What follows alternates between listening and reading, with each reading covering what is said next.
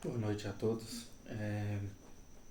Esse vídeo eu queria dar um pouco do testemunho, né, de vida, falar sobre a questão da depressão. Então, antes de começar a falar, né, eu queria pegar a passagem do Velho Testamento de Isaías 53, do 2 ao 7. Vamos lá. Cresceu diante dele como um pobre rebento enraizado numa terra árida. Não tinha graça nem beleza para atrair nossos olhares. Em seu aspecto, não podia seduzir-nos. Era desprezado, era a escória da humanidade, homem das dores, experimentado nos sofrimentos, como aqueles diante dos quais se cobra o rosto. Era amaldiçoado e não fazíamos caso dele. Em verdade, ele tomou sobre si nossas enfermidades e carregou os nossos sofrimentos, e nós o reputávamos como castigado, ferido por Deus e humilhado. Mas ele foi castigado por nossos crimes e esmagado por nossas iniquidades. O castigo que nos salva pesou sobre ele. Fomos curados graças às suas chagas. Todos nós andávamos desgarrados como ovelhas, seguimos a cada qual o nosso caminho. O Senhor fazia recair sobre ele o castigo das faltas de todos nós. Foi maltratado e resignou-se, não abriu a boca. Como um cordeiro que se conduz ao matadouro e uma ovelha muda nas mãos do tosqueador. Ele não abriu a boca. Palavra do Senhor. É, então, meus irmãos, eu queria dar um pequeno testemunho rápido aí, né? Há mais ou menos 15, 16 anos eu passei período, processo de depressão. Já ressalto que muitas vezes as pessoas nos julgam, nos criticam, nos condenam, né? E nesse momento agora difícil do país, né, de pandemia, dessa doença, o coronavírus, eu achei como viável, né? Há muito tempo eu quero dar esse testemunho, gravar, e tinha às vezes a vergonha ou o medo, né, de julgamento das pessoas, isso, aquilo. E vi a necessidade nesse momento, né, de talvez, através do meu testemunho, dar um alento a algumas pessoas, dar um conforto em tentar ajudar elas, da mesma forma que eu fui ajudado no processo meu de cura. Primeira coisa que eu queria falar é o seguinte: muitas pessoas nos julgam, né, e falam com a gente que a gente é fraco, que a gente não tem fé, que a gente não crê em Deus, que isso é falta de fé e tudo. Primeira coisa que eu quero dizer é o seguinte: não é falta de fé. Nós podemos ter a nossa fé esfriada, né, que é como fala a palavra. Ou a gente é quente ou a gente é frio. Não tem como a gente ser morno, né? E nesse momento a gente começa a ser morno e começa a acabar esfriando a nossa crença em Deus, mas nós não deixamos de ter fé, até porque a maioria das pessoas em depressão, elas buscam a igreja e buscam a palavra de Deus tentando um alento. No meu caso, eu já participava da igreja há mais ou menos há 10 anos, né? Já tinha mexido com vários movimentos, era catequista, mexia com grupos de vicentinos, legião e várias outras coisas.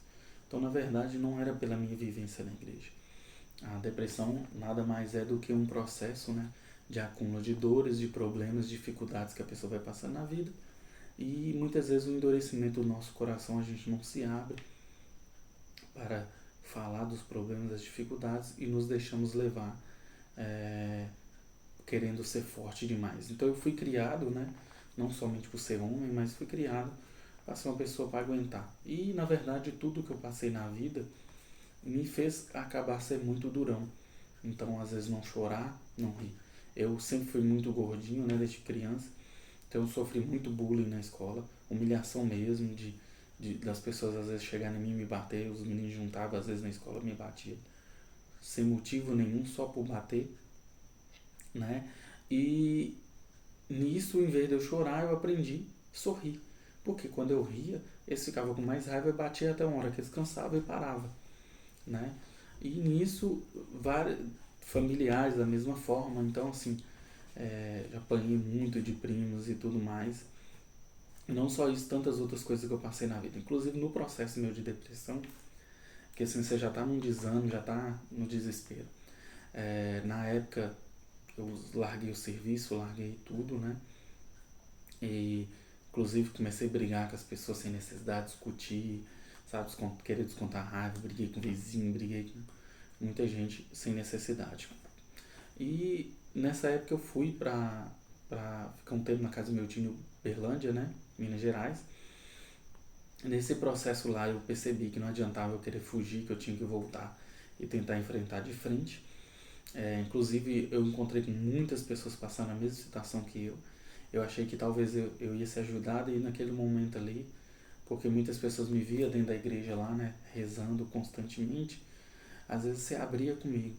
Então, na verdade, mesmo eu tentando largar Deus, largar a igreja, largar a Bíblia, meu texto, mas a única coisa que me fortalecia, me dava força ainda era isso. Peguei e voltei. Quando eu voltei, né, fui encaminhado para psicólogo, psiquiatra passou uns tarja preta para me tomar uns remédios, tudo mais. Fui em psicólogo, comecei oração e tudo mais. E graças a Deus também por ajuda de muitas pessoas, eu acabei fortalecendo isso, né? Não vou citar nomes aqui porque tem muitos, mas eu queria citar só uma situação que aconteceu, né, nesse período, que foi, na época, o pessoal de um grupo, né, da Matriz, o Jumac, o pessoal me chamou para estar presente no encontro, eu estava numa fase desesperadora daquela pensando em suicídio mesmo, e eu participei desse encontro e foi uma paz para mim, né? Me deu uma tranquilidade, uma situação muito de paz. Aí o encontro foi no final de semana, sexta, sábado e domingo. Acabou domingo, na segunda-feira. Fiquei em casa, na terça-feira era aniversário de uma colega minha. Aí à tarde eu peguei e fui na casa dela, né? Uma pessoa que me ajudou muito nesse período de depressão também. Me escutava muito. Infelizmente há um ano e pouco a gente perdeu ela, né? Que é a Rafaela. Foi muito triste para mim porque foi uma pessoa que me ajudou muito nesse processo, né? Tenho uma gratidão muito grande para ela e tantas outras pessoas também. Aí nesse dia, quando eu saí da casa dela, eu falei, eu vou passar pela igreja e vou descer o bairro. Então subi a rua, na esquina encontrei com um colega um vizinho meu. E a gente conversando, conversa vai, conversa vem. Na época tinha tido um problema dele, da família dele com uma pessoa. Só que assim, eu tava lá de gaiato no navio, como se diz, né? Do nada chegou uma pessoa, já apontando revólver para eles, atirando. E nisso ele também sacou um revólver e começou a trocar tiro. Eu não sabia, né? Desse rolo exatamente o que era, o que está acontecendo. E eu fiquei no meio desse tiroteio lá, sem saber o que eu fazia, né? Enquanto eles saíram trocando tiro um com o outro, eu não sabia se eu corria para um lado, se eu corria para o outro, se eu escondia, sabe? Então, assim, foi um momento muito desesperador para mim ali. Eu achei que ia morrer.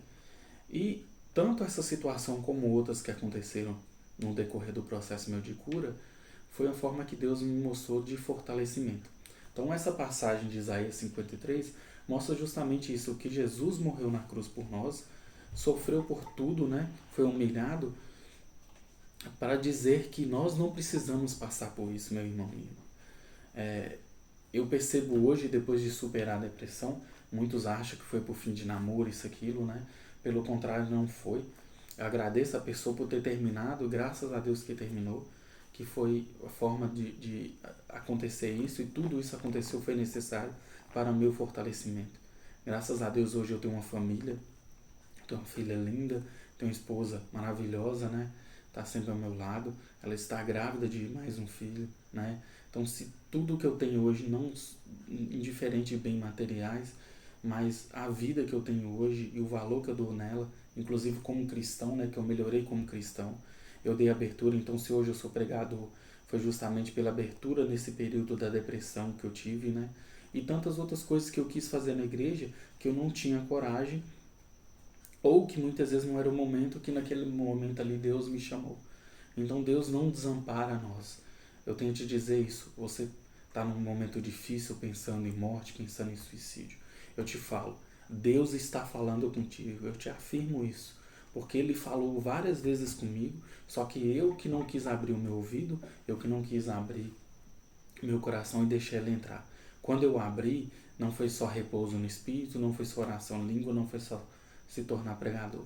Mas eu vi o valor realmente do amor infinito que Ele tem por mim, sabe? E tudo que eu fiz para tentar chamar a atenção das pessoas, querendo amor, querendo atenção, sabe? Chegar ao ponto de querer pensar em suicídio, realmente quase que eu cheguei a fazer esse ponto. Ou da mesma forma de pensar, de sofrer, de passar mal, para as pessoas terem pena de mim. Eu te falo, você não precisa de pena e nem de amor de ninguém, além do amor que o Senhor tem por você. Deus te ama infinitamente, meu irmão, minha irmã. Creia nisso, tenha fé, tenha força. Nós vamos superar tudo isso, você vai superar isso.